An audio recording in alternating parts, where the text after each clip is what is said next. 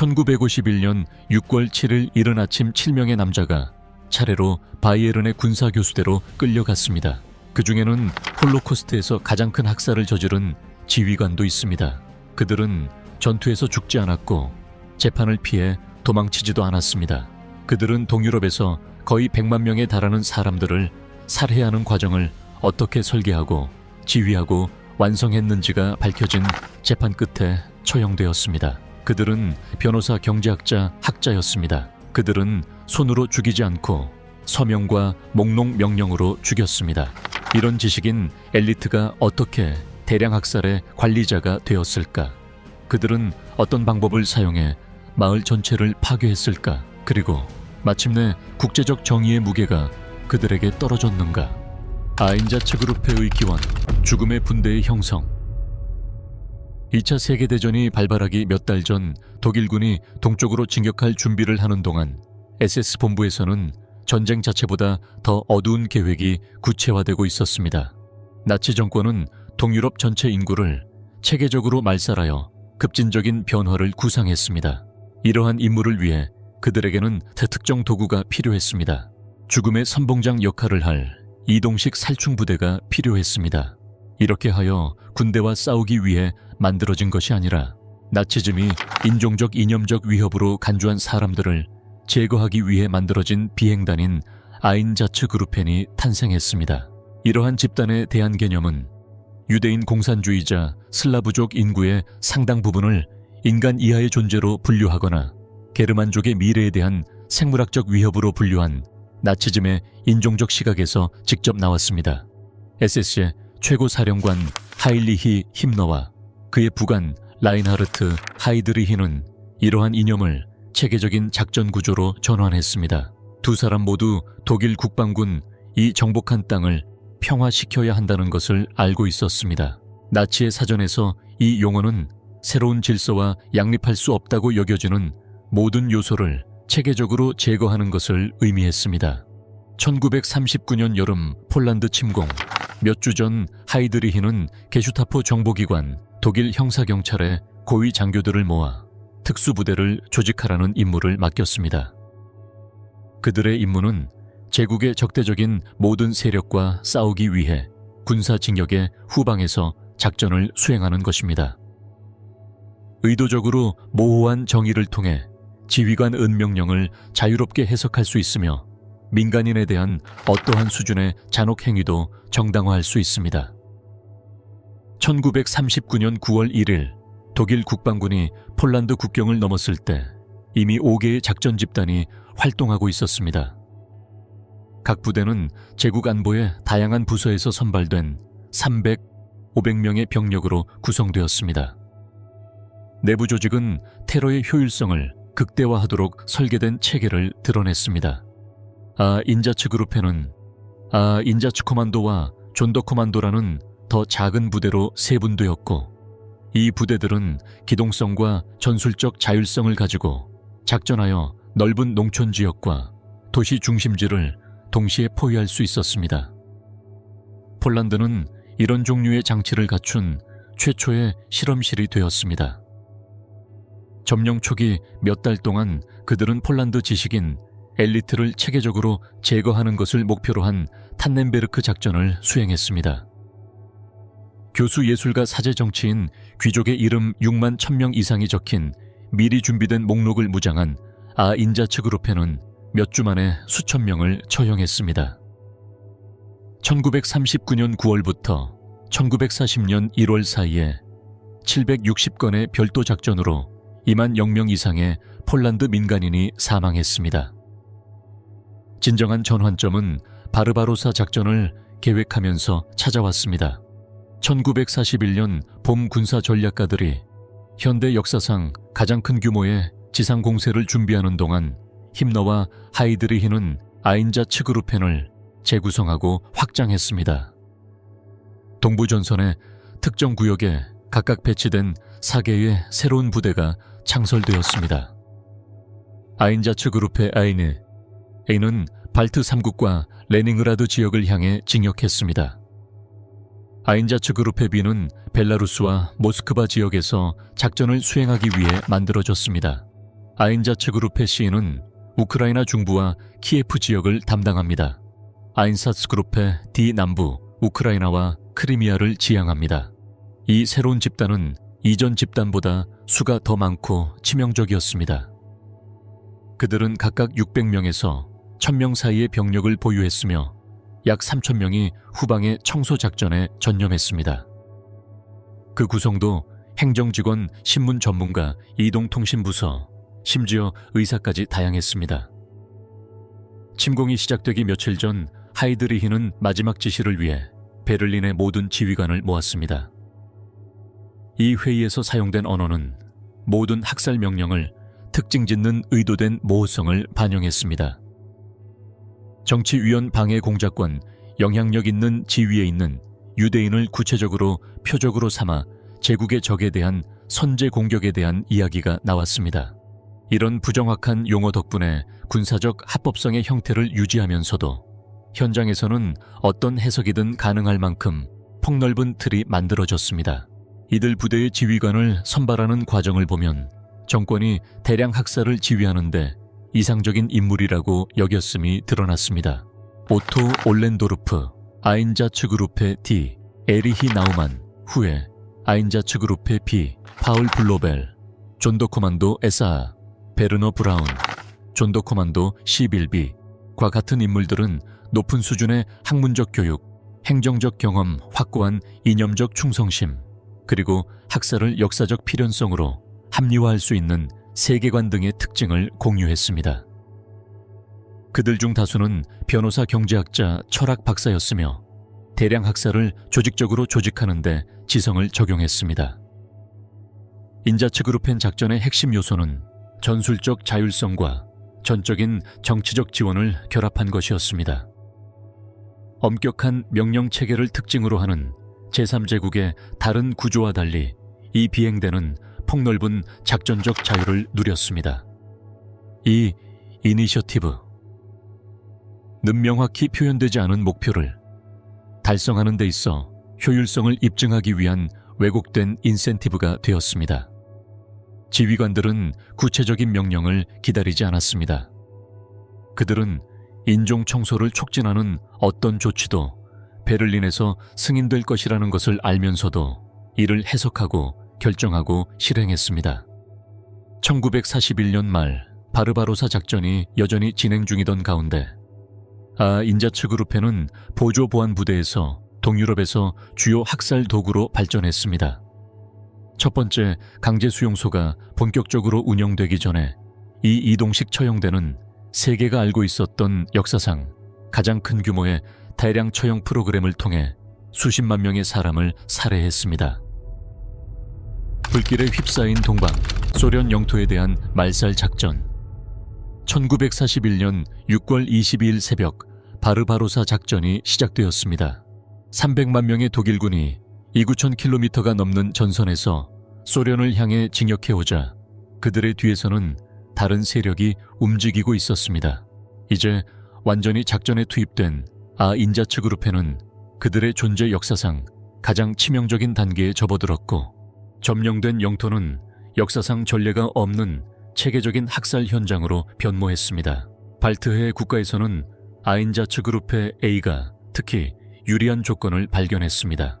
수십 년간의 민족적 갈등과 최근 소련의 지배로 인해 지역 협력에 유리한 환경이 조성되었습니다. 리투아니아의 카우나스에서는 리투아니아 민병대가 점령 초기에 3,800명이 넘는 유대인을 학살했을 때 독일 군은 개입할 필요가 거의 없었습니다. 그 후 1941년 여름과 가을에 걸쳐 이 도시의 포트 IX에서 체계적인 처형이 이루어져 약 3만 명이 사망했습니다.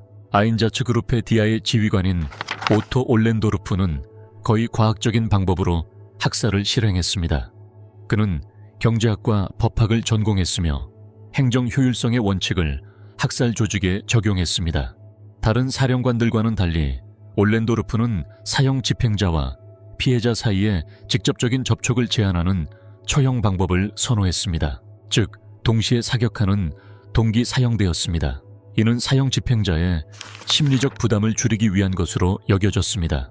살인에 대한 이런 기술적 합리화는 대량 학살을 행정적 과정으로 바꾸는 것을 가능하게 한 사고방식을 반영한 것입니다. 올렌도르프의 지휘 하에 아인자츠 그룹의 D부대는 크림반도 심페로폴에서 학살 작전을 수행하여 단 일주일 만에 1만 4천 명이 넘는 유대인 로마인 공산주의자를 처형했습니다. 올렌도르프 자신은 나중에 자신의 부대가 지휘를 맡는 동안 적어도 9만 명의 사람을 죽였다는 것을 인정했지만 회수된 문서에 따르면 그 숫자는 13만 4천 명으로 추산됩니다. 존더코만도 11비 아인자츠 그룹의 대소속의 사령관 인베르너 브라운은 심페로폴에서 일어난 소위 피해 크리스마스 동안 특별한 열의를 보였다. 1941년 12월 11일에서 13일 사이에 그의 부하들은 도시 외곽에서 1만 4천 명이 넘는 유대인을 총살했습니다. 목격자들은 피해자들이 눈속을 벌거벗은 채로 걷거나 파놓다는 도랑 앞에 줄을 서거나 머리 뒤쪽에 총을 맞았다고 설명했습니다. 브라운은 직접 작업을 감독하며 부하 직원들에게 효율성과 속도를 요구했습니다. 우크라이나 중부에서는 폴 블로벨이 지휘하는 존더 코만도 사하, 특히 아인자츠 그룹의 C가 홀로코스트 중 가장 상징적인 학살 중 하나인 바비 야르 학살을 자행했습니다. 1941년 9월 29일과 30일 키우 유대인 약 3만 4천 명이 도시 외곽의 협곡으로 몰려갔습니다. 꼼꼼하게 계획된 작전에 따라 피해자들은 옷을 벗기고 그룹으로 줄을 세운 후 계곡 가장자리에서 기관총으로 처형되었습니다. 블로벨은 기술적 사고방식을 살충 조직에 적용했습니다. 그는 살해당한 사람의 몸 위에 희생자들을 강제로 눕혀 무덤에 여러 겹의 층을 쌓는 제도를 만들었습니다. 그 효율성 덕분에 단 이틀 만에 역사상 가장 큰 규모의 홀로코스트 학살이 완료되었습니다. 몇 년 후 신문을 받았을 때 블로벨은 소름 끼치도록 냉정하게 이렇게 말했습니다. 여기에 3만 명의 유대인이 잠들어 있습니다. 벨라루스에서 에리히 나우만은 1941년에 아인자츠 그룹의 B의 지휘를 맡아 민스크, 모길요프, 스몰렌스크 지역의 유대인 인구에 대한 체계적인 청소 프로그램을 시행했습니다. 나우만이 베를린에 보낸 보고서는 이러한 학살이 기록된 행정부의 냉정함을 잘 보여준다. 11월에서 12월 사이에 1만 7,256명의 적군이 제거되었습니다. 이 지역의 유대인 문제는 해결되었습니다. 나우만은 이러한 작업의 대부분을 직접 감독했으며 처형과 그에 따른 통계 기록 모두에서 정확성을 요구했습니다. 룸블라 숲이 또 다른 조직적 학살의 현장이었습니다. 아인자츠 그룹펜과 협력했던 고위 SS 장교인 프리드리히 제켈르는 대량 처형을 최적화하기 위해 특별한 방법을 개발했습니다. 즉 희생자들을 구덩이 안에 겹겹이 누워있게 한 다음 사수들은 구덩이 가장자리를 따라 이동하면서 체계적으로 총을 쏘았습니다. 이 제켈른 방식을 통해 1941년 11월 30일과 12월 8일 사이에 리가 게토에서 2만 5천 명 이상의 유대인을 제거할 수 있었습니다. 아인사츠 그룹파는 고립되어 행동하지 않았습니다. 그 효과는 주로 지역 주민으로부터 모집한 보조부대, 즉 우크라이나 경찰, 발트 민병대, 벨라루스 경비대의 협조에 달려 있었습니다. 이러한 참여로 인해 독일 비행단의 작전 능력이 기하급수적으로 확대되었고 나중에 화해 과정을 방해하는 공모 네트워크가 형성되었습니다. 전체 인구가 증인 참여자 또는 피해자가 되었고 이로 인해 여러 세대에 걸쳐 지속되는 사회적 균열이 생겨났습니다. 이러한 작전이 인간에게 미친 영향은 생존자들의 몇 안 되는 증언을 통해 기록되었습니다. 시체들 사이에서 죽은 척하며 바비야르에서 탈출한 디나 프로니체바의 이야기나 크림반도에서 총알이 머리를 스쳐 지나갔지만 죽이지는 않고 살아남은 요제프 코간의 이야기는 피해자들이 겪은 형언할 수 없는 공포를 엿보게 합니다. 이 목격자들은 나중에 아인자츠 그룹펜 사령관들의 재판에서 핵심 인물이 되었습니다. 1943년이 되자 균형은 무섭게 됐습니다. 나중에 회수된 문서에 따르면 4개의 주요 아인자츠 그룹펜은 주로 유대인이었지만 로마인 공산주의자 지식인 등 나치 정권에서 바람직하지 않은 요소로 분류한 사람들도 포함하여 9만 명 이상을 처형했다고 합니다. 이미 충격적인 이 수치에는 이들 비행단과 협력하여 작전을 수행한 보조부대나 특수군대가 저지른 살인은 포함되지 않았습니다. 고정되고 비교적 고립된 시설에서 운영되는 학살 수용소와는 달리 인자츠 그룹에는 지역 주민들이 모두 볼 수 있는 공개 공간에서 운영되었으며 종종 민간인 중에서 모집한 보조군이 참여했습니다. 이러한 대량 학살의 가시성으로 인해 전쟁이 끝난 후에도 오랫동안 지속되는 공모와 침묵의 네트워크가 형성되었습니다. 마을 전체가 자기 집에서 불과 몇 킬로미터 떨어진 곳에서 일어난 학살을 목격했습니다. 무덤 속의 침묵, 나치 범죄의 은폐. 1943년 2월 스탈린그라드에서 독일이 패배한 것은 제2차 세계대전에 돌이킬 수 없는 전환점이 되었습니다. 소련의 진격은 인자츠 그룹펜의 작전 역학을 근본적으로 바꾸어 임무와 방법을 변화시켰습니다.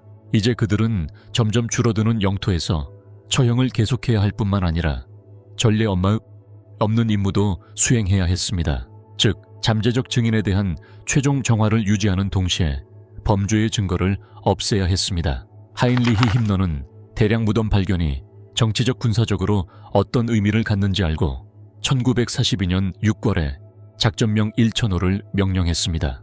파울 블로벨이 이끈 이 계획은 대량 학살 역사에서 섬뜩한 전환점을 이루었습니다.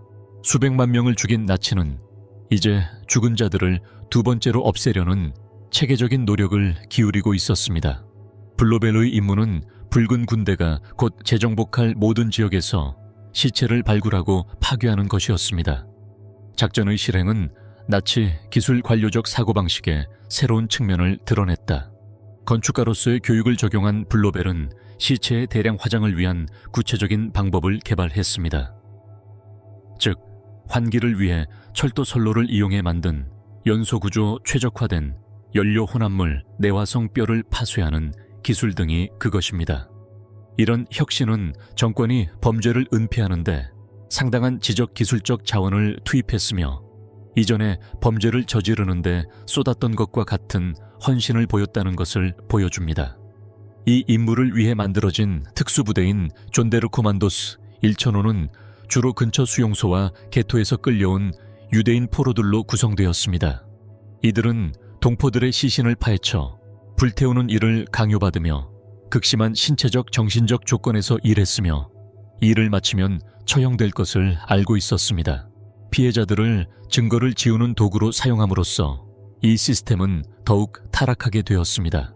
박해받는 사람들 자체가 자신들의 대량 학살에 대한 증거를 없애는데 참여하도록 강요받았습니다. 이러한 은폐 노력과 병행하여 인자츠 그룹펜의 작전 방식도 전선의 새로운 상황에 맞게 발전했습니다. 초기 단계의 특징이었던 야외에서의 대량 처형은 이제 너무 눈에 띄고 위험해졌습니다.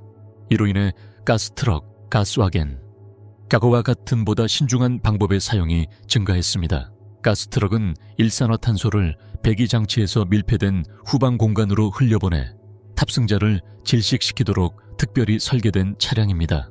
하르키우리가 등의 도시에서 주로 사용된 이러한 죽음의 차량은 총소리가 나지 않고도 30, 50명의 집단을 동시에 제거하는 것이 가능했습니다.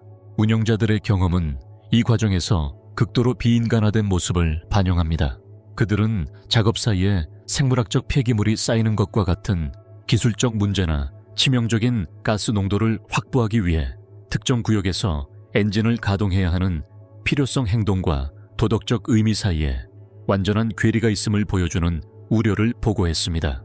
전선이 붕괴되고 독일군이 후퇴하기 시작하면서 새로운 단계의 살인이 시작되었습니다. 증인을 제거하고 남아있는 게토와 수용소를 최종적으로 청산하는 것입니다. 1943년과 1944년 사이에 SS 지휘관들은 증거 파괴와 함께 실제로는 즉결 처형인 대피를 명령했습니다. 목표는 두 가지였습니다. 후퇴하는 동안 먹여 살려야 할 입을 없애는 것이고 더 중요한 것은 증언할 사람이 아무도 살아남지 못하도록 하는 것입니다. 1943년 11월 소련군이 징역하자 우크라이나 리비우에서는 야노프스카 수용소에 수감된 일만 5,000명 이상의 수감자가 처형되었습니다. 민스크 게토에서는 같은 해 10월에 마지막 주민 2,000명이 살해당했습니다. 1944년 7월 리투아니아의 카우나스에서 SS는 소련군이 도시에 진입하기 몇 시간 전에 2,000명의 수감자를 마지막으로 학살했습니다. 극심한 시간적 압박 속에서 수행된 이러한 마지막 작전은 이전 단계의 관료적 꼼꼼함이 부족했지만 체계적인 근절이라는 동일한 목표를 유지했습니다. 이 마지막 단계에서 특히 불길한 측면은 지역 협력자들의 제거였습니다. 독일군을 도운 사람들, 즉 보조경찰 통역과 행정가들은 학살의 지휘 계통과 내부 조직을 알고 있는 목격자들을 제거하기 위해 자주 처형당했습니다.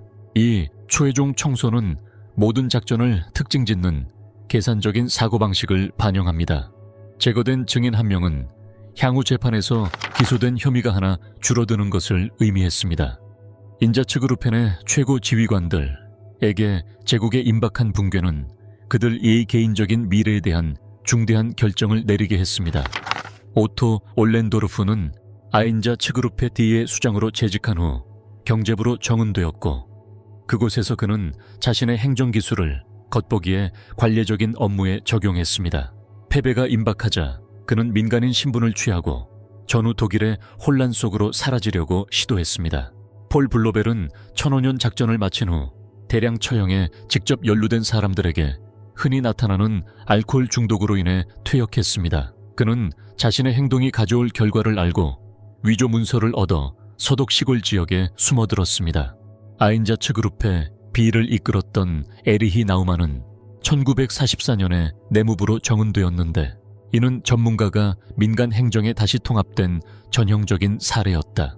죽음이 다가오자 나우만 역시 지하로 숨었지만 독일에서 탈출하려는 그의 시도는 좌절되었다. 존데르코만도 11부의 수장으로 처형을 담당했던 베르너 브라운은 전쟁 후반까지 그 자리에 머물렀습니다. 그는 전쟁 후의 혼란 속에서 책임을 회피할 수 있기를 바라며 가짜 신분으로 잠적했습니다.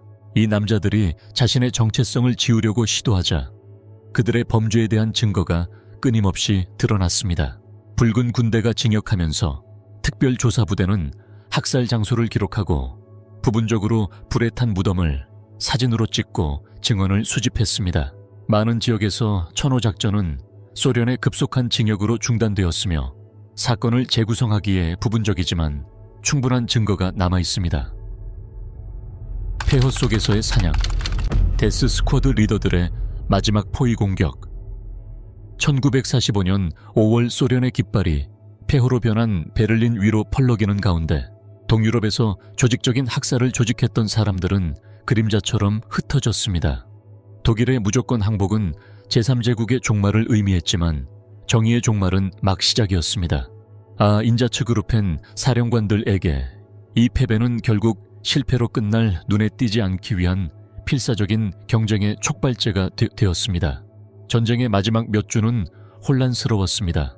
하인리히 힘너는 이런 결과를 예상하고 장교들에게 가짜 문서, 새로운 신분 탈출 경로를 배포했습니다. 이러한 즉흥적인 계획으로 인해 수백 명의 전범들이 이주민들 사이에 섞이거나 거짓된 인물로 가장할 수 있었습니다. 독일 중앙행정부의 붕괴는 실종의 이상적인 환경을 조성했습니다. 기록 보관소는 파괴되고 기록은 불타고 통신 시스템은 쓸모없게 되었습니다. 유럽은 나치 정권의 사형 집행자들이 익명의 생존자가 되고자 하는 미궁이 되었습니다. 연합국에게 홀로코스트에 대한 책임자들을 체포하는 것은 정의 구현을 위한 전략적 우선순위일 뿐만 아니라 나치 정권의 구조와 아직 기록되지 않은 범죄에 대한 중요한 정보를 제공할 수 있기 때문입니다. 미국 육군은 카운터를 설립했습니다. 정보부대 CIC는 전범을 찾아내는 데 특화된 부대입니다. 그의 방법론은 다큐멘터리 조사와 체계적인 신문을 결합하여 도망자를 점차 포위하는 정보 네트워크를 구축했습니다. 츠그루페디의 전 사령관이자 우크라이나 남부와 크림반도에서 최소 9만 명의 사람을 죽인 장본인인 오토 올렌도르프는 가장 먼저 포로로 잡힌 사람 중 한 명이었습니다. 그는 경제부 직책을 떠난 뒤 하급 행정관으로 신분을 위장해 독일 북부로 숨어들려고 했습니다.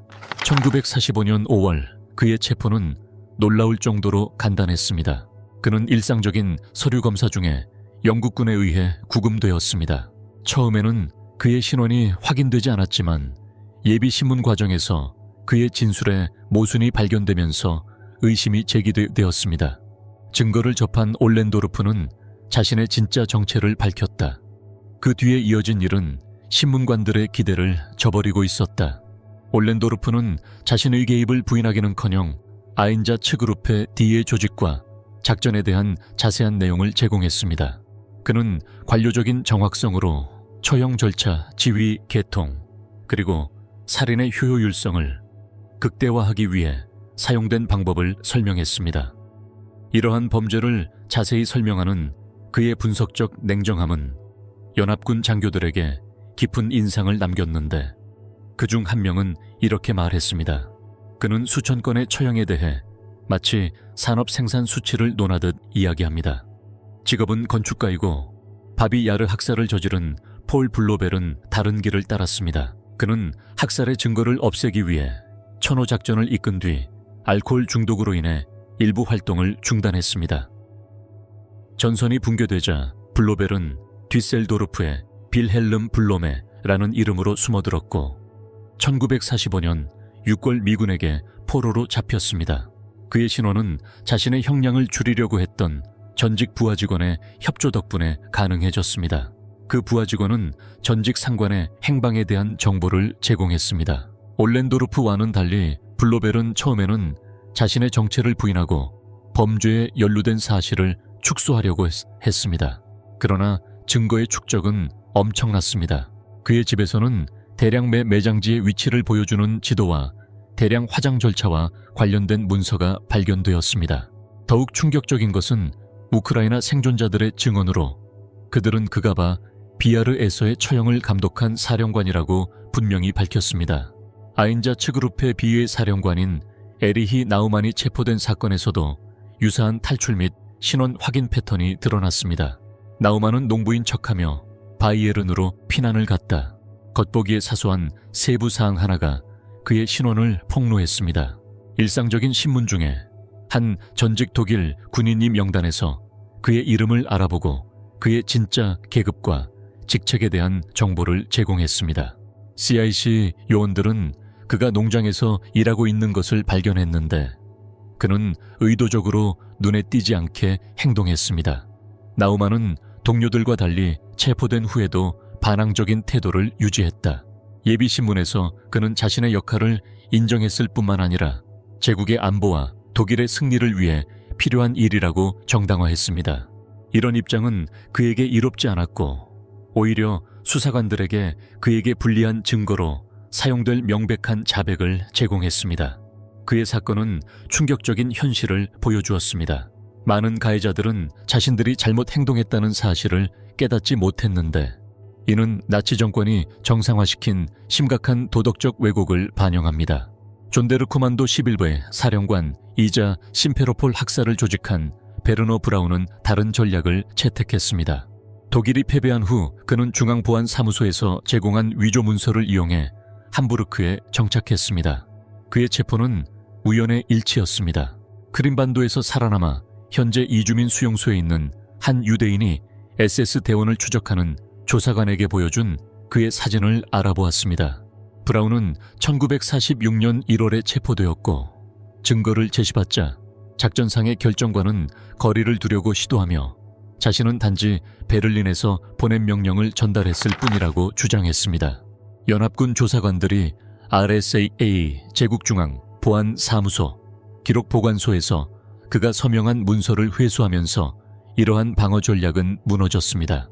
이 문서에는 심페로폴에서 일어난 크리스마스 행동에 대한 자세한 보고서가 포함되어 있었는데 그의 직접적인 감독 하에 3일 동안 1만 4천 명이 넘는 유대인이 처형되었습니다.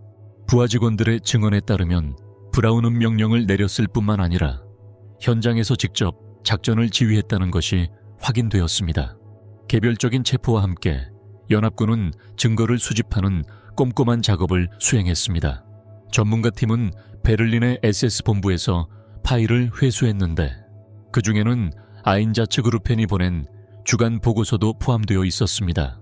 이레잉니스 멜둥엔 으로 알려진 이 문서는 UDSSR 소련 상황 보고서은 처형 건수 위치 희생자 유형에 대한 정확한 데이터를 포함하여 학살에 대한 관료적 기록을 구성했습니다. 서류 증거는 목격자와 생존자의 증언으로 보완되었습니다. 유럽 전역의 이주민 캠프에서 연구자들은 학살을 목격했거나 기적적으로 탈출한 사람들을 인터뷰했습니다. 이런 이야기들은 공식 문서가 딱딱한 언어 뒤에 감춰둔 인간적인 요소를 제공했습니다. 리브카와 같은 이야기, 폴란드에서 시체 더미 아래에서 죽은 척하며 처형을 살아남은 요셀레브스카는 통계를 구체적인 인간 비극으로 바꿔놓았습니다. 조사에서 중요한 요소는 사진 증거였습니다. 동부전선에서 작전을 수행하는 동안 많은 독일군 병사들이 공식 기록이나 개인적인 기념품으로 처형 장면을 사진으로 남겼습니다. 수감자에게서 회수되었거나 버려진 기록 보관소에서 발견된 이러한 사진은 반박할 수 없는 시각적 증거를 제공했습니다. 사람들이 계곡으로 향하는 긴 줄을 보여주는 바비야르의 사진이나 SS 장교들이 총격을 감독하는 리투아니아의 처형 장면은 어떤 변호인도 반박할 수 없는 직접적인 증거가 되었습니다. 아인자츠그루펜의 최고 사령관들이 연합군의 구금 상태에 놓였습니다. 예비 조사 작업을 통해 개인 진술서 증인 증언, 서명 문서, 사진 증거 등 각 개인에 대한 자세한 파일이 생성되었습니다. 방법론적으로 정리된 이 자료는 20살기의 가장 중요한 사법 절차 중 하나가 될 기초를 형성했습니다. 기록된 범죄의 규모는 전쟁의 공포에 익숙한 연구자들에게도 압도적이었습니다. 각 사령관은 전투에 참전한 군인이 아니라 대량 학살의 관리자로서 행동했으며 다른 사람들이 민간 또는 상업 프로젝트에 적용하는 것과 같은 세심함으로 학살을 계획하고 조직하고 감독했습니다. 뉘른베르크 재판의 검찰을 지휘하도록 임명된 검사 텔포드 테일러는 이 사건의 독특성을 이해했습니다. 강제 수용소나 베를린 사무실에서 활동했던 다른 전범들과는 달리 아인자츠그루펜 사령관들은 현장에 직접 가서 학살 작전을 직접 지휘했습니다. 그들의 행동은 추상적인 명령이나 집단적 결정에 기인할 수 없습니다. 그들은 무방비 상태의 민간인 수천 명을 언제 어떻게 어디서 죽일 것인지에 대한 구체적인 결정을 내렸습니다. 벤자민에게 사건을 할당했습니다. 페렌체는 불과 27살의 젊은 변호사로 여러 강제 수용소 해방에 참여했습니다. 수집된 증거에 충격을 받은 페렌체는 간단한 기소 전략을 개발했습니다. 정확한 세부 사항과 인증된 서명이 있는 나치 문서 자체가 기소의 초점이 될 것입니다. 그것은 의도를 해석하거나 사건을 재구성하는 문제가 아니라 그 가해자들이 기록한 대량 학살의 행정 기록을 제시하는 문제였습니다. 소송이 진행되는 동안 포로로 잡힌 지휘관들은 뉘른베르크로 이송되었고 그곳에서 그들을 재판하기 위해 미국 군사재판소가 설립되었습니다. 그곳 화려한 나치 퍼레이드가 열렸던 그 도시에서 이 남자들은 마침내 자신의 행동에 대한 결과에 직면하게 될 것입니다. 임박한 재판은 그들 이 개인적 책임을 확립할 뿐만 아니라 인도에 반한 범죄의 성격과 적절한 복종의 한계에 대한 법적 선례를 마련할 것입니다. 탈출 불가의 재판, 대량 학살의 설계자들의 재판. 1947년 9월 29일 아침 뉘른베르크 법원의 한 법정에서는 현대 법률 역사상 가장 충격적인 재판 중 하나의 시작을 준비하고 있었습니다. 마이클 A. 무스마노가 주재하는 미국 재판소는 동부전선 후방에서 작전을 수행한 죽음의 분대의 직접 지휘관들을 처음으로 상대로 재판을 열었습니다. 재판을 받은 사람은 책상에 앉아있는 경찰이나 멀리 떨어진 이념가가 아니라 현장에서 직접 전체 지역 사회에 학살을 지휘했던 사람들이었습니다. 이 재판은 공식적으로 뉘른베르크 재판의 9번째 사건으로 지정되었으며 역사의 아인자츠그루펜 재판으로 기록되었습니다. 피고인은 SSSD 게슈타포의 고위 장교 24명으로 나치 전범자들 중에서도 특이한 집단을 이루었습니다. 그중 14명은 법학 철학, 경제학 박사학위를 취득했습니다. 그들은 무지한 광신도가 아니라 집단 학살을 체계적으로 조직하는데 지적 능력을 적용한 교육받고 교양 있는 사람들이었습니다. 그 중에서도 이미 잘 알려진 인물로는 오토 올렌도르프, 에리히 나우만, 파울 블로벨, 베르너 브라운이 있습니다. 벤자민이 이끌었다. 페렌츠의 젊은 나이는 그가 제기한 사건의 규모와 대조적이었다. 페렌츠는 귀중한 자질을 가지고 있었습니다. 그는 직접 강제 수용소 해방에 참여했고 아인자 츠그루펜의 범죄에 대한 증거를 수집했습니다. 그는 문서뿐만 아니라 그 문서가 보여주는 공포의 실체도 알고 있었습니다. 페렌츠 의계 회사는 회의의 분위기를 정하는 계기가 되었습니다. 그는 명확하고 직설적인 어조로 사건의 규모를 설명했다. 피고인들은 인간을 말살하는 것을 주 임무로 하는 특수부대의 지휘관과 장교들이었습니다. 그들은 총 100만 명이 넘는 남녀노소를 살해했습니다. 규모 면에서 볼 때 이 사건은 법정에 제기된 살인사건 중 가장 큰 규모입니다. 이 진술의 단순함은 그 파괴적인 내용과 대조를 이루었습니다.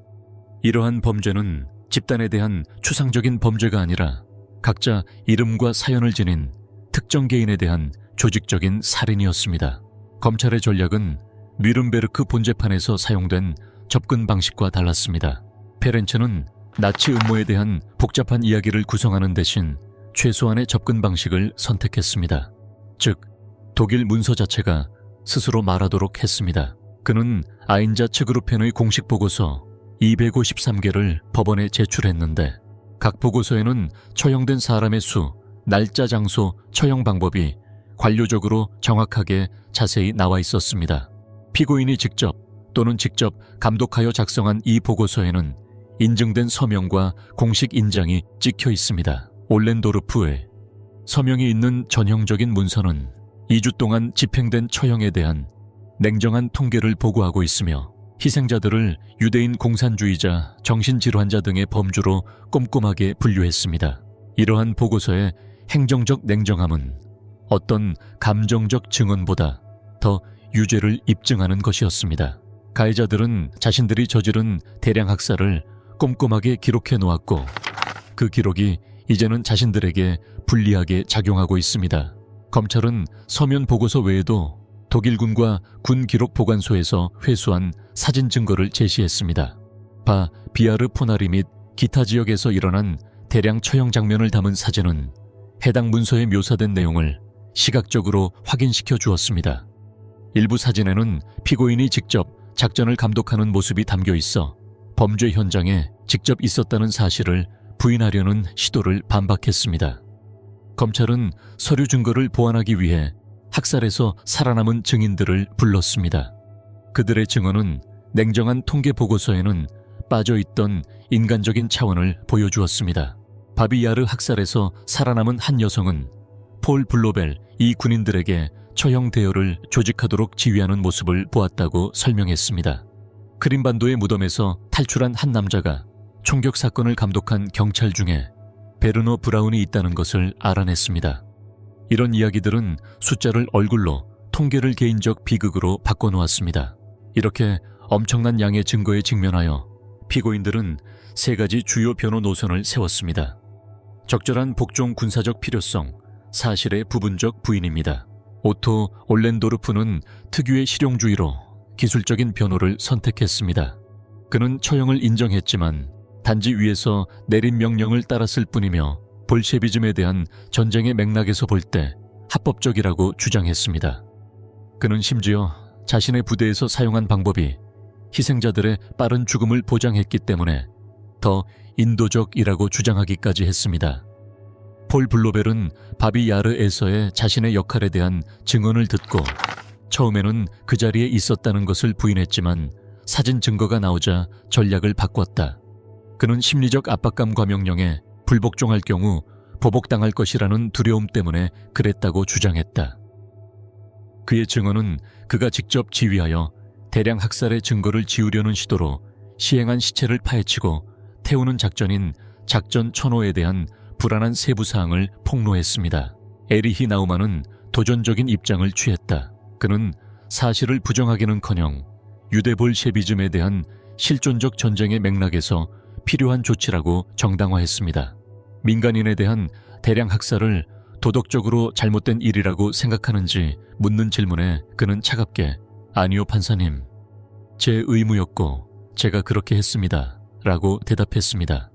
이러한 반응은 어떤 문서적 증거보다도 나치 체제가 기능할 수 있도록 허용한 도덕적 왜곡을 드러냈습니다. 베르너 브라운은 베를린에서 명령을 전달했을 뿐이라며 직접적인 책임에서 벗어나려 했습니다. 그러나 그가 서명한 문서에는 처형 방법, 대량 매장지, 선택 피해자에게서 압수한 재산을 처리하는 절차에 대한 구체적인 지시사항이 자세히 적혀 있었습니다. 그의 말에서 그는 단순한 수동적 집행자가 아니라 적극적인 계획가라는 것이 드러났습니다.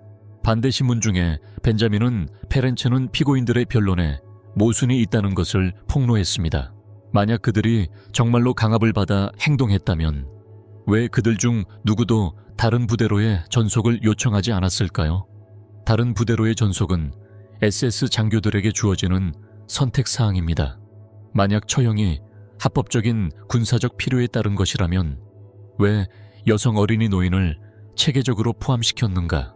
그들이 단지 명령을 따랐다면 보고서에는 왜 일반적인 지시를 넘어서는 지역적 계획과 전술적 결정이 나와 있었을까? 재판의 전환점은 페렌츠가 올렌도르프에게 어린이 처형에 대해 질문했을 때였습니다. 몇 달 뒤엔 아이를 죽이는 게 필요하다고 생각하셨나요? 그는 물었다. 올렌도르프, 그는 소름 끼치는 논리로 대답했다. 그것은 불가피한 일이었습니다. 우리는 예외를 만들 수 없었습니다. 이러한 행동의 도덕적 정당성에 대해 질문을 받자 그는 유대인 어린이들이 자라서 제국의 적이 될 것이기 때문에 그들을 제거하는 것이 선제적 조치라고 설명했습니다. 이 발언은 나치의 대량 학살적 사고방식의 본질을 잘 보여줍니다. 즉, 인간을 생물학적 위협으로 분류하여 제거하려는 전면적 비인간화를 뜻합니다. 무스마노가 재판장을 맡아 판결을 내렸습니다. 그는 1715페이지 분량의 문서에서 제시된 증거와 변론 내용을 꼼꼼히 분석했습니다. 결론은 웅장했다. 이 사건의 피고인들은 책상 뒤에서 명령에 서명하는 단순한 관료가 아니다. 그들은 의식적인 살인자이며 인류에 대한 역사상 가장 큰 범죄를 저지른 자들이다. 그들은 냉정한 논리와 이념적 결의로 전체 인구의 몰살에 참여하고 이끌고 완성했다. 법원은 정당한 복종에 대한 방어를 단호히 거부하며 근본적인 법적 선례를 확립했습니다. 어떠한 군사명령도 무방비 상태의 민간인에 대한 조직적인 살해를 정당화할 수 없습니다. 그는 또한 군사적 필요성이라는 주장을 일축하며 여성 어린이 노인은 그들을 제거하는 것을 정당화할 만큼 군사적 위협이 되지 않는다고 말했다. 마지막으로 그는 피고인들이 자신들의 행동이 불법임을 알지 못했다는 관념을 반박했습니다. 당신과 같은 법적 학문적 교육을 받은 사람들이 민간인 대량 학살이 국제법의 근본 원칙에 위배된다는 사실을 무시할 수는 없었을 것입니다. 이러한 판결은 범죄의 심각성을 반영했습니다. 오토 올렌도르프, 폴 블로벨, 에리히 나우만 베르너 브라운을 포함한 14건의 사형 선고, 종신형 2회, 10년에서 20년 사이의 5개 형량, 개인 증거 불충분으로 3건 무죄 판결. 올렌도르프는 자신의 판결을 듣고도 무표정한 태도를 유지했으며 대량 처형에 대해 설명할 때 보였던 것과 같은 기술적 평정심을 유지했다. 폴 블로벨은 눈에 띄게 창백해졌지만 아무 말도 하지 않았습니다. 에리히 나우만은 마치 피할 수 없는 통계적 사실을 받아들이는 듯 가볍게 고개를 끄덕였다. 베르너 브라운은 오랫동안 심사위원들을 바라보았지만 뚜렷한 감정은 보이지 않았다. 아무도 피해에 대한 유감이나 인식을 표명하지 않았습니다. 아인자츠 그루펜 재판은 몇 가지 중요한 법적 선례를 만들었습니다. 그는 전쟁 범죄에 대한 개인의 책임이 명령 계통을 따라 약화될 수 없다는 것을 확인했습니다. 그는 반인륜 범죄라는 개념을 구체적인 갈등을 넘어 적용할 수 있는 법적 범주로 정의했습니다. 이는 전쟁의 맥락과 관계없이 민간인을 체계적으로 살해하는 행위 자체가 범죄라는 것을 확립했습니다. 그리고 아마도 가장 중요한 점은 이 판결이 대량 학살을 역사적 추상이 아닌 특정 가해자가 있는 처벌 가능한 행위로 국제 정의의 범위에 포함시켰다는 것입니다. 베냐민 페렌츠는 최종 변론에서 소송 절차의 역사적 측면을 제기했습니다. 이 재판은 단순히 24명의 남성만을 재판하는 것이 아닙니다. 인간을 소모품으로 분류하여 행정적 결정에 의해 제거될 수 있다는概念 자체를 재판하는 것입니다. 이는 통치 수단으로서의 비인간화에 대한 재판입니다. 이러한 관점은 특정한 사례를 넘어서서 인간 존엄성과 도덕적 책임의 근본 원칙을 지적합니다. 유럽 전역에 흩어져 있는 피해자와 생존자들에게 이 판결은 그들의 고통을 공식적으로 인정한 것을 의미했습니다. 인자츠 그룹펜의 작전으로 엄청난 피해를 입은 동유럽의 유대인 공동체는 처음으로 정의가 자신들에게 가해진 범죄를 구체적으로 명시하는 것을 보았습니다. 재판에서 제시된 증언 문서 사진은 영구적인 역사적 기록으로 남아 향후 부인 시도에 대응할 수 있습니다. 국제적인 차원에서 이 사건은 현대 사회의 악의 본질에 대한 성찰을 불러일으켰습니다. 피고인들은 알아볼 수 있는 괴물이 아니라 지성을 적용해 학살을 조직한 교육받은 개인들이었음이다. 그들의 참여는 전체주의 이념에 직면했을 때 윤리적 규범이 얼마나 취약한지에 대한 불안한 의문을 제기했습니다. 선고가 내려진 후 유죄 판결을 받은 남성들은 바이에른주 란츠베르크 교도소로 이감되었고 그곳에서 항소와 법적 검토를 받는 동안 머물게 되었습니다. 역사적으로 아이러니하게도 이 감옥은 아돌프 히틀러가 1924년 수감되어 있을 당시에도 수감되어 있었던 감옥입니다. 당시 그는 나의 투쟁을 썼습니다. 이제 그는 그 텍스트의 가장 어두운 비전을 실행에 옮긴 사람들을 받아들이고 유럽을 가장 깊은 도덕적 위기에 빠뜨렸던 이념적 악순환을 끊었습니다. 츠그룹페 사령관들의 처형. 1951년 6월 6일 밤 바이에른주 란츠베르크 암레히 교도소 복대는 긴장된 침묵이 감돌았습니다. 비가 이 요새의 돌담에 리드미컬하게 쏟아졌다. 역사적으로 아이러니하게도 이 요새는 1923년 뮌헨 폭동이 실패한 후 아돌프 히틀러를 가두었던 곳이었다. 이제 거의 30년이 지난 지금 이 요새의 감방에는 히틀러가 그 벽 안에서 구상했던 종말론의 집행자들이 갇혀 있다. 7명의 남자는 새벽이 올 것을 알면서도 자정을 기다렸다. 그들 중에는 아인사츠 그룹펜의 4명의 주요 사령관이 있었습니다. 오토 올렌도르프, 파울 블로벨, 에릭 나우만 및 베르널 브라운에 뉘른베르크 재판소가 판결을 내린 지 3년이 지났습니다. 항소 검토 및 사면 청원은 체계적으로 거부되었습니다. 1951년 4월 독일 주재 미국 고등판무관인 존 제이 맥클로이는 처형을 확정적으로 확인했습니다. 날짜는 6월 7일로 정해졌습니다. 준비는 사형수들이 수년 전 학살 작전에서 적용했던 것과 동일한 체계적이고 정밀한 방식으로 진행되었습니다. 재판이 열리기 며칠 전 교도소 직원들은 안뜰에 특별한 방을 마련해 두었습니다. 미국의 군사 처형 방침에 따라 높은 플랫폼 기계식 함정문 기술 사양에 맞게 조정된 로프가 장착된 비계가 세워졌습니다. 군의관이 설치를 감독하여 낙하 높이가 목뼈 골절로 인한 즉세에 충분하고 장시간 교사를 피할 수 있는지 확인했습니다. 사형수들에게는 영적 지원이 제공되었고 대부분이 이를 받아들였다. 개신교와 천주교 사제들이 그들의 감방을 방문하여 각자의 고백에 따라 마지막 의식을 거행했습니다. 그들은 또한 특별한 마지막 식사를 하고 가족들에게 작별 편지를 쓸 수 있었습니다. 이 편지들은 발송되기 전에 군 검열을 거쳤으며 정치적 내용이나 이념적 정당성은 제거되었습니다. 사형 집행을 위해 제정된 규정은 미국 당국이 그 절차에 얼마나 진지하게 접근했는지를 반영합니다. 각각의 처형은 군 장교 의사 성직자 공식 증인의 감독을 받았습니다. 군 사진작가는 이 과정을 사진으로 기록했고 이 사진은 나중에 기밀로 분류되었습니다. 처형 순서는 사형수의 계급과 책임에 따라 결정되었습니다. 6월 7일 자정 직후 경비원들이 오토 올렌도르프의 감방에 나타났습니다. 아인자 츠그루페디의 전 사령관은 이 순간을 위해 세심하게 준비했습니다. 그는 휘장이 없는 회색 교도소복을 입고 머리를 조심스럽게 빗었습니다. 44살의 나이에도 그는 SS에서 활동할 당시와 마찬가지로 기술적 평정심을 유지했습니다. 경비원들은 그의 손을 등 뒤로 수갑을 채우고 그를 어두운 복도를 지나 안뜰로 끌고 갔다.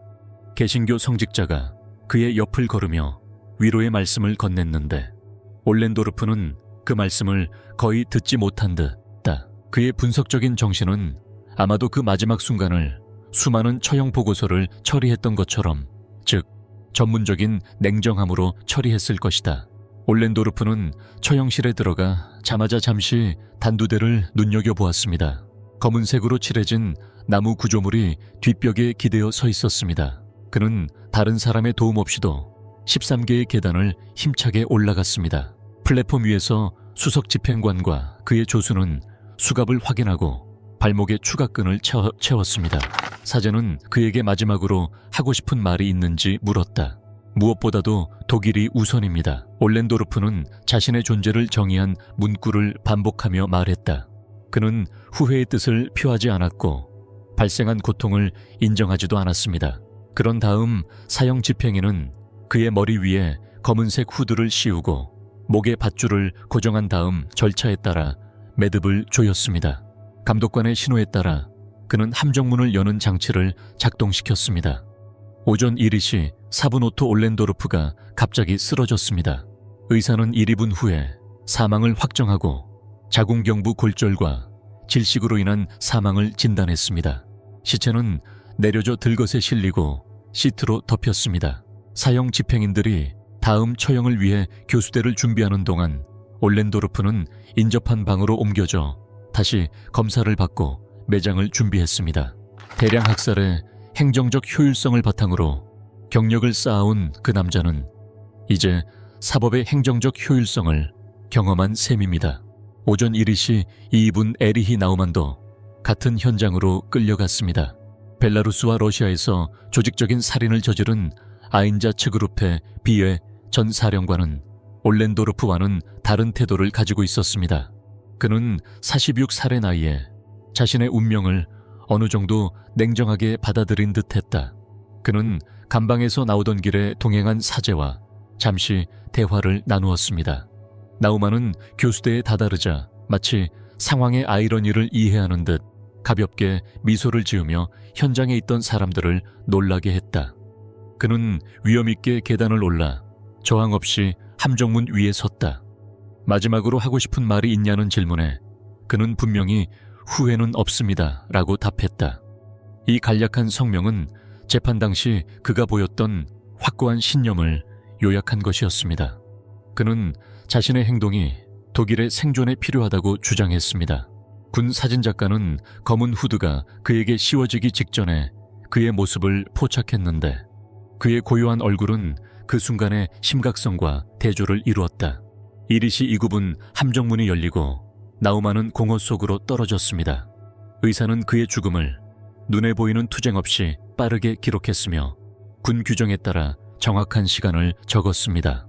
세 번째 처형은 폴 블로벨로의 처형이었는데 그는 바비 야르 학살과 그에 따른 은폐 작전에 가담한 혐의로 사형을 받은 사람 중 가장 악명 높은 인물일 것입니다. 1·2시 3·4분에 블로벨은 교수대로 끌려갔습니다. 그는 전임자들과는 달리 신체적 정서적으로 눈에 띄게 쇠퇴한 징후를 보였다. 56살의 나이에 알코올 중독의 영향과 장기 수감 생활의 스트레스로 인해 그의 체력이 약해졌습니다. 블로벨은 비틀거리는 발걸음으로 전진했고 계단을 오르려면 도움이 필요했습니다. 수갑을 채운 상태에서도 그의 손은 눈에 띄게 떨리고 있었다. 그는 플랫폼에 도착하자 텅 빈 방을 오랫동안 뚫어지게 바라보았다. 마치 존재하지 않는 무언가나 사람을 찾는 듯. 달했다. 마지막 말을 하라는 요청을 받았을 때 그는 냉소주의와 자부심이 뒤섞인 발언으로 현장에 있던 경찰관들조차 충격에 빠지게 하는 발언을 했습니다. 여기에 3만 명의 유대인이 잠들어 있습니다. 블로벨이 수년 전 바비 야르 계곡을 시찰할 때 했던 말인데, 죽음에 직면해서도 그는 여전히 대량 학살을 개인적인 업적으로 여겼다는 것을 보여줍니다. 후회는 없었고 단지 사실에 따른 책임 인정만 있었습니다. 이 말을 듣고 사형 집행인은 재빨리 행동했습니다. 후드 로프 표지판 1시 4일분에 함정문이 열리고 블로벨이 떨어졌습니다. 그의 몸은 이전보다 더 오랫동안 경련을 일으키며 떨렸고 의사가 그의 사망을 인증하기까지 7분이 걸렸습니다. 베르너 브라운은 존데르 코만도 11부의 전 사령관 이자 심페로폴 학살을 조직한 사람으로 4번째로 처형당했습니다. 1시 49분 그는 뚜렷한 괴로움의 징후를 보이며 방에 들어왔습니다. 그는 42살로 유죄 판결을 받은 최고 사령관 중 가장 젊은 나이에 사망했습니다. 그는 감방에서 나와 이동하는 동안 끊임없이 도움을 받아야 했고 그의 다리는 그를 지탱하는데 어려움을 겪었습니다.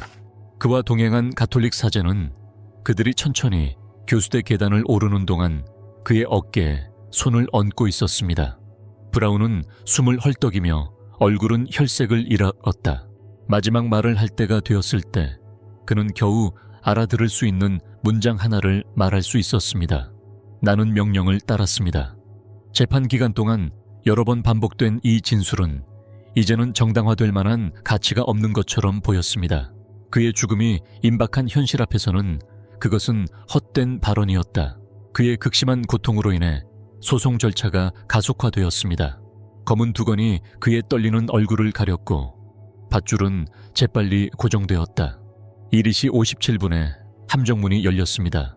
브라운의 몸은 몇 초 동안 떨렸는데 이는 크림반도의 눈 덮인 들판에서 수천 명의 죽음을 조종하는데 그가 보여준 효율성과는 극명한 대조를 이루었습니다.